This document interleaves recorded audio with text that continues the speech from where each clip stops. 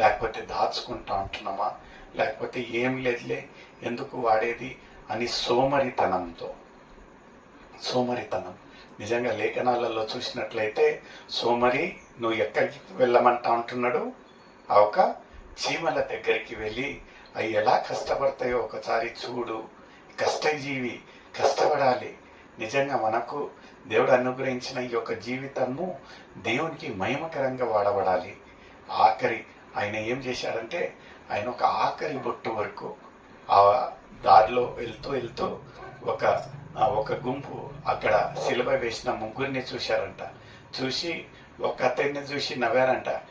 ఏంద్రా ఈ యొక్క దొంగపోటి నుంచి రక్తం ఇంకా కారుతా ఉంటున్నది, ఏంద్రా ఈ రెండో దొంగ అతని కాడి నుంచి ఇంకా రక్తం కారుతా ఉంటున్నది, అయితే ఇతన్ని ఏంద్రా దగ్గరలో ఉన్న యేసయ్యను చూసి ఈయనకేంది అసలు రక్తమే కారటం లేదు, నీరు కారుతా ఉందని హేళన చేస్తూ నవ్వినట్లయితే ప్రక్కనున్న అతను చెప్పాడంట, ఆయన ఒక పరిశుద్ధ రక్తము, విలువైన రక్తము ఆఖరి బొట్టు వరకు మన కొరకై, పాపల కొరకై ధారపోసినట్టు. నిజంగా విలువగొని మనల్ని కొని ఉంటున్నాడు. ఆయన ఒక విలువగొని ఆ ఒక పరిశుద్ధ రక్తంకు మనము విలువ చెల్లించాలి. మనలో ఉండే ఒక తలాంతులను దేవునికి వాడకపోయినట్లయితే నిజంగా వ్యర్థమైపోతుంది.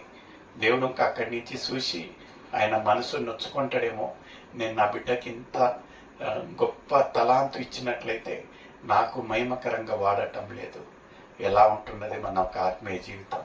ఒక హెచ్చరిక నీకు నాకు, ప్రియమైన సోదరుడా.